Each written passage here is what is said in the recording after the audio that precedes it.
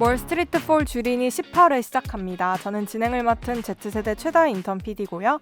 오늘도 경제가 어려운 2030 주린이들을 위해 한승구 기자님과 함께합니다. 기자님 안녕하세요. 네, 안녕하세요. 국내 증시에서 외국인들의 비중이 줄고 있습니다. 대형주 중심으로 외국인의 팔자 행렬이 이어지고 있는데요. 외국인 투자자들이 순매도 흐름을 이어가는 이유에 대해 오늘 짚어보도록 하겠습니다. 기자님 잘 지내셨어요? 네, 잘 지냈습니다. 지난주... 올림픽 보면서. 올림픽 뭐 제일 재밌게 보셨어요? 최근 며칠 동안 본 경기들 중에는 네. 여자 기계체조의 여서정 선수가 동메달을 땄죠. 네. 예. KBS 해설로 봤습니다. 저는. 저도요. 예. 제가 엄청 좋아했던 영웅철 선수. 제가 96년 애틀랜타 올림픽 때 체조를 정말 좋아했거든요. 너무너무 재밌게 봐서. 그때는 이게 지금은 종목별로 이렇게 있고 나중에 네. 이제 개인 종합도 있고 막 그렇거든요. 네. 제가 그때 각 종목별 메달리스트들을 전부 외웠었어요. 그 정도로 좋아하셨어요? 그 당시에는 그랬어요. 근데 네. 그때 제가 굉장히 좋아했던 영웅철 선수가 해설을 하고 그 딸이 나온다길래 도저히 KBS를 안 볼 수가 없어가지고 KBS로 여서정 선수가 메달을 따는 순간을 봤고 뭐 근데 영철 씨가 울진 않더라고요. 근데 네, 엄청 좋아하시고 예. KBS도 얼마나 좋을까요? KBS도 여서정 아빠 영웅철 네, 해설 그리고 어제 또 한국 체조 신재환 선수가 땄잖아요. 금메달을 또 땄죠. 또 금메달을 따니까 KBS에서 어떻게 자막을 바꾼지 아세요? 선배. 예. 근데 저 체조를 그렇게 좋아하시는 분은 기자님이 처음이세요. 네, 보통 올림픽 재밌어요. 때만 이렇게 약간 인기가 엄청 높고 그렇게 모든 선수의 이름까지 외우시는 분은 못 봤던 것 같은데. 그 당시에 그랬고. 예. 뭐 체조 해보신 적 있으세요? 아니요. 그건 아니시죠. 근데 제가 뭐 헬리니의 입장에서 네.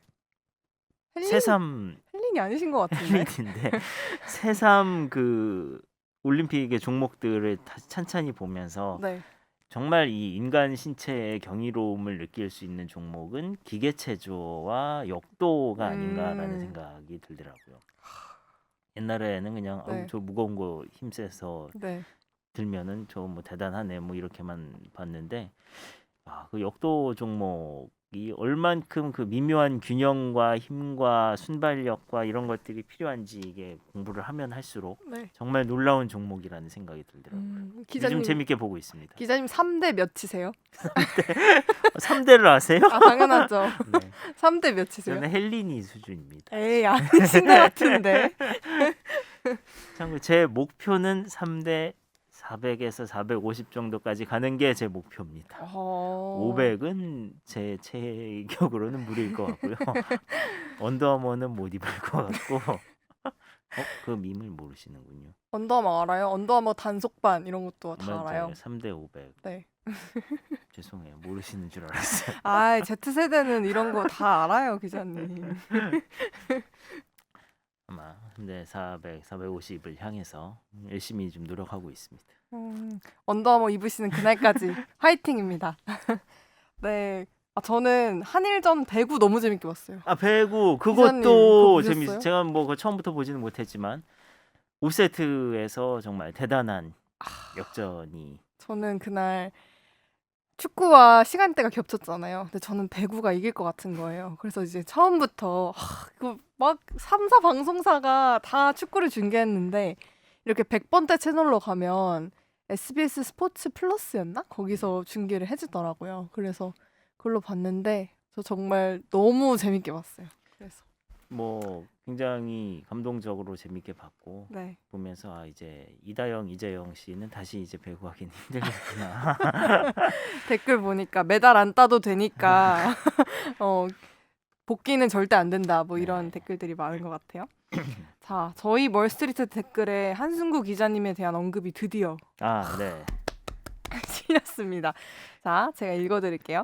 아싸 으라차차님께서 달아주셨습니다. 한승구 기자님, Z세대 유행은 잘 모르시지만 눈치가 빠르시네요. 잘 듣고 있습니다. 이렇게 남겨주셨어요. 네, 지난번에 똥 밟았네 보셨어요? 기자님? 그거는 이제 뭐 제대로 보지는 못했고 별로 관심이 없으시네, 기자님. 알겠습니다. 아, 그리고 오늘 퀴즈. 오늘 오늘도 해요? 퀴즈는 오늘도 해야죠, 기자님. 저 준비해 왔는데. 아니 김혜미 기자도 없는데 오늘은 아, 오늘 해야죠. 자, 오늘은 약간 이거 올림픽 재밌게 보시면 충분히 맞출 수 있는 문제예요. 올림픽 특집 퀴즈입니다. 세대 차이 뿌셔뿌셔 코너입니다. 자, 제가 선수들 이름을 이렇게 불러드리면 그 네. 선수들 나이 순대로 맞춰주시면 돼요. 어린 순서부터 이게 세대랑 무슨 상관인 거야? 이게 그냥 올림픽에서 스포츠를 좋아하면 맞출 수 있는 거 아니야? 아니죠. 이번 올림픽에 그 Z세대들의 활약을 눈여겨 보셨다면 약간 억지 맞추실 수 있는 같은데? 문제예요. 아니에요. 그냥 특집으로 사실 어거지로 내봤어요. 자, 내보겠습니다. 체조의 여서정, 아, 네. 수영의 황선우, 아, 양궁의 안산, 탁구의 신유빈. 이 4명의 선수가 딱 1살 차이씩 나요. 오. 그래서 나이가 어린 순서부터 많은 순서대로 나열해 주시면 됩니다. 제가 이 선수들의 얼굴과 이름은 다 알겠어요. 네. 나이는 내가 이 기사를 보면서 이게 괄호 숫자에 뭐가 써 있는지를 돌이켜 보면 그러면 너무 어려우시면 제일 나이 많은 사람이랑 선수랑 제일 막내 선수 이렇게만 맞춰주세요. 이 4명 중에. 그건 뭐 별로 큰 안산 선수가 20살. 안산 선수가 20살 맞습니다. 맞죠? 네. 황선우 선수가 19살. 19살 아니에요. 여서정 선수가 19살. 여서정 선수가 19살 맞습니다. 맞죠? 네. 신유빈하고 황선우가 남은 거죠 지금. 네. 신유빈 선수가 탁구 신동이라고 얘기가 나왔던 게 네. 벌써 좀 됐으니까 네. 신유빈 선수가 잠깐만 그럼 18, 21살 남은 거잖아. 네. 황선우 선 그렇죠. 이 지금 양 끝이 남은 거죠? 아니죠. 아니에요. 18살. 안산 선수가 나이가 제일 많아요. 안산 20살. 선수가 제일 많아요. 네, 제일 많고. 그러면은 황선우, 신유빈 선수가 17, 18이란 네, 말이에요? 맞습니다. 황선우 선수가 2003년생, 신유빈 선수가 2004년생입니다. 놀랍지 않나요? 더 어리시네요. 이분들은 다 2000 PD하고도 약간 이제 좀 차이 나는 것 같은데. 저랑 차이 나요. 많이 나요. 세대 이제 같이 Z라고 묶을 게 아닌 것 같은데. 아 진짜 아니 기자님 2000년도에 뭐 하셨어요? 저 1살이었어요. 1살. 2000년에요? 네. 군인이었는. 군복무를 병역의 의무를 다하고 계셨네요. 그때 태어났던 친구들이 지금 올림픽에서 아주 멋있게 활약을 하고 있습니다. 네. 저는 뭐 이렇게 별로 시간이 많이 지난 것 같지 않아요. 군대 이후로는. 저도요. 그때 뭐 키가 그때 다 컸기 때문에 이미 그때나 지금이나 뭐 아 근데 헬스 열심히 하면 또 크는 경우가 있다고 하더라고요. 나이 40 넘어서 어떻게 헬스한다고 키가 크게. 아 그래도 혹시 모르니까 기자님 열심히 해보세요. 화이팅. 그럼 이제 본격 주제로 넘어가 보도록 하겠습니다. 네, 외국인들이 국내 증시에서 차지하는 비중이 좀 줄고 있어요. 이게 한국거래소에 따르면 지난달 29일 기준으로 했을 때 유가증권 시장 전체 시총 대비 외국인 보유 주식 비중이 34.12%로 집계됐는데요. 이게 2016년 8월 17일 이후 최저 수준이라고 합니다. 외국인들이 계속해서 이렇게 코스피에서 순매도 흐름을 이어가는 까닭이 뭔지 설명해 주세요. 아, 네. 이 최근에 진짜 좀 많이 팔았어요. 최근이라고 하기에는 요즘에 이제 증시가 하락하다 보니까 조금 더 이게 두드러지게 눈에 띄긴 하는데 올 들어서 외국인이 순 매수를 한 달은 4월 달이 유일했습니다. 4월 달을 제외하고는 1, 2, 3월, 5, 6, 7월 계속 팔았죠. 4월에 되게 시장이 좋았던 걸로 기억하는데 맞나요? 뭐 꼭 그렇지. 그렇지 않아요? 네. 4월만 특별히 더 좋았다거나 한 거는 아닌 것 어쨌든 같고. 외국인들이 제일 많이 샀던 게 4월이었죠. 뭐 그렇게 뭐 외국인의 비중이 외국인의 움직임이 중요하긴 하지만 뭐 외국인이 팔면 또 확 빠지고 뭐 사면 쫙 오르고 뭐 또 그것만은 아니지만 어쨌든 올 들어서는 외국인이 지속적으로 팔기는 했어요. 그래서 4월 빼고 5는 쭉 팔았고 그래서 순매도 금액이 이제 한 22조 좀 네. 24조, 22조 그 정도 지금 되는 걸로 나오고 있는데 뭐 그래서 지금 코스피에서 차지하는 비중이 34.12%다. 예, 네. 이게 뭐 2016년 8월 이후 최저 수준이라고 하는데 그래도 뭐 여전히 높은 비중이긴 하죠. 여전히 네. 높은 비중이기는 하고 그러면은 왜 팔았냐라고 보면 뭐 여러 가지 이거는 사실 늘 우리가 이제 이건 해석을 하는 거잖아요. 왜 네. 했을까? 뭐뭐 네. 했을까? 앞으로 어떻게 될까? 뭐 전망과 해석을 하는 건데 기본적으로는 이제 사후적인 이유를 찾을 수밖에 없다라는 점을 먼저 말씀을 드리고 기본적으로 아 최근 들어서 어떤 이제 경기가 과연 이게 코로나를 완전히 극복한 게 맞을까? 과연 이 성장세가 코로나를 딱 겪으면서 급격히 빠졌던 어떤 경기 침체에 대한 우려가 굉장히 단기간에 이제 빠른 네. 속도로 그 우려를 불식하면서 여기까지 왔는데 네. 정말 회복하고 있는 게 맞을까에 대한 우려 플러스 정말 극복하고 있는 게 맞을까? 그다음에 이 음. 성장은 과연 우리가 예측한 이 성장의 전망이라는 것이 맞을까? 뭐 음. 이런 이제 여러 가지 단기간에 이제 올라오다 보니까 그런 심리가 많이 지배를 하게 된 것 같고 결국에는 외국인 투자자들이 어떤 안전자산으로의 이동이 크죠. 한국 시장은 기본적으로 이제 굉장히 그 신흥국 시장에 들어가 있기 때문에 네. 위험하면은 외국인들이 가장 먼저 팔게 되는 곳입니다. 그래서 음. 안전자산을 선호하는 심리. 전 세계에서 가장 안전한 자산은 이제 미국 국채, 그다음에 뭐 달러, 뭐 이런 것들이겠죠. 네. 그쪽으로 이동을 하게 됐을 때 이제 신흥국 시장에서 자금이 빠져나간다라는 데서 이제 일차적인 원인이니까 아주 뭐 기본적인 걸 이런 정도의 그 심리를 깔고 간다고 하면 네. 그다음에 여전히 이제 뭐 연준에서는 뭐 최근 경기 상황을 보면서 급격하게 당장 진행할 것 같진 않지만 뭐 테이퍼링에 대한 얘기가 꾸준히 있었잖아요. 테이퍼링이 이제 시중에 있는 돈을 걷어들이는 거죠. 근데 뭐 직접 돈을 흡수하는 것은 아니지만 어쨌든 시중에 풀어 나가는 돈의 양을 이제 조금 점진적으로 그 네. 풀려 나가는 속도를 줄여 나갈 수 있는 그 네네. 정도의 조치라고 이해를 하시면 될 것 같은데 이게 외국인이 이렇게 국내 자산을 팔고 해외 자산으로 옮겨가게 되면 그리고 테이퍼링 우려 때문에 어떤 그 결국에는 시중에 유통이 되는 달러가 줄어들게 되는 효과가 되는 거잖아요. 네. 그러면 방금 말씀드렸듯이 원화 자산을 팔고 해외로 돈을 송금한다. 그러면 이 사람들은 달러를 사야 될 거 아니에요. 그쵸. 그리고 테이퍼링 돼서 달러가 시중에 줄어든다는 우려가 있으면은 역시 달러는 희소해지니까 더 비싸집니다. 네. 그러면 환율이 결국은 올라가죠. 음. 그래서 보면 연초에 1,000원대 중반 정도 했던 환율이 지금은 100원 정도 올라서 1,150원 수준에서 이렇게 왔다 갔다 하고 있어요. 네. 환율이 많이 뛰었습니다. 환율이 올라가면은 어떤 일이 생기냐면 원화 표시 자산의 가치 하락이라는 말을 써요. 그러니까 원화로 돼 있는 자산, 예를 들면은 한국 주식 같은 거를 생각을 해보자고요. 네. 삼성전자 주식이 예를 들어 10,000원이다. 옛날에는 환율이 1,000원일 때 이 주식을 팔면 10,000원짜리 주식을 팔면 10달러를 벌 수 있었겠죠. 네. 근데 만약에 10,000원 주식 주가는 그대로 있는데 환율이 1,000원에서 뭐 2,000원이 됐다. 네. 그러면은 이거는 팔아봐야 5달러밖에 못 가집니다. 그쵸.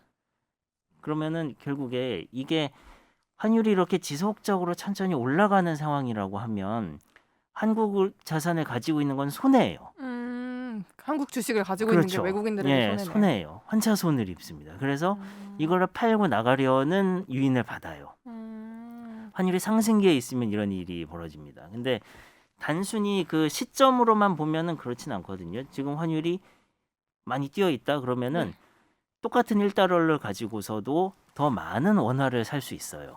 그렇죠. 그러면은 사실 더 많은 주식을 살 수 있긴 한데 그거는 이 특정 시점에서 계산을 했을 때 환율이 1,000원이던 시점에는 뭐 이만큼 살 수 있었는데 환율이 2,000원 되니까 똑같은 달러를 갖고도 이만큼 더 살 수 있네 라고 볼 수 있지만 이게 흐름을 보면 환율이 이렇게 올라가는 추세에 있으면 기존에 원화 표시 자산을 가지고 있던 사람들은 환차 손을 입을 가능성이 있기 네. 때문에 팔려 나가는 유인을 받아요. 이런 점들이 외국인들이 한국 자산, 한국 주식을 가지고 있는 데 대해서는 불리한 요소가 될 수 있다는 거죠. 음. 그리고 최근 들어서 이제 뭐 갑자기 터져 나온 뭐 중국 시장에서의 강력한 규제 이슈들이 있습니다. 최근에 그 디디 추싱이 미국에서 이제 상장을 했다가 어떤 누구요? 디디 추싱이라는 네. 그 디디. 중국의 그 우버 같은 회사예요. 네. 예, 예. 차량 공유 서비스를 네. 하는 회원이 뭐 5억 명이라나 뭐 그렇게 되는 뭐 그런 정도 규모 되는 굉장히 큰 회사인데 그 회사가 이제 미국에 상장을 했는데 네.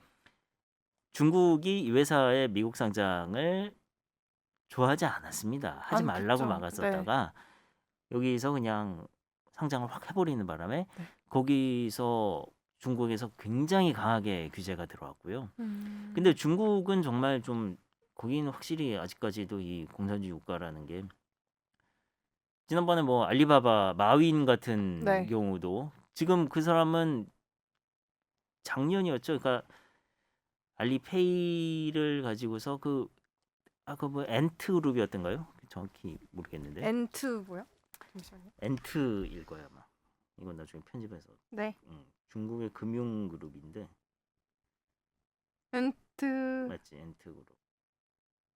잠시- 알리바바의 금융 자회사. 맞아요? 어. 네. 알리바바의 금융 자회사 네. 엔트그룹을 가지고 이때도 상장을 가지고서 이제 중국 당국과 그 마찰이 있었고 결국에 마윈이 몇 달 동안 이제 안 보이게 되는 그래서 대체 무슨 일이 일어난 거냐 이 사람한테 네.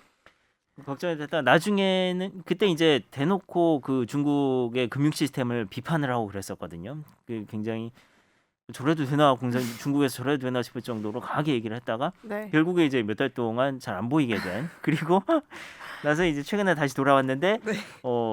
굉장히 중국 정부에 대해서 찬양 일변도의 진짜 너무 언행들을 무서워요. 보면서 사실상 그룹을 뺏겼죠 지금 마윈은 그쵸. 알리바바 그룹에 더 네. 이상 이제 참여하지 못하고 있는 상황인 것 같은데 역시 이 규제 우리가 생각하는 규제 이상인 것 같아요. 아무튼 근데 중국은 어떤 그리고 이제 최근에 그 사교육 시장에 대한 강한 규제. 아무튼 뭐 굉장히 규제가 많아요. 철강에 대한 규제. 뭐 규제가 갑자기 막 나오다 보니까 이 신흥국 시장에서 이제 자금을 빼가 나가게 된 상황인 거죠.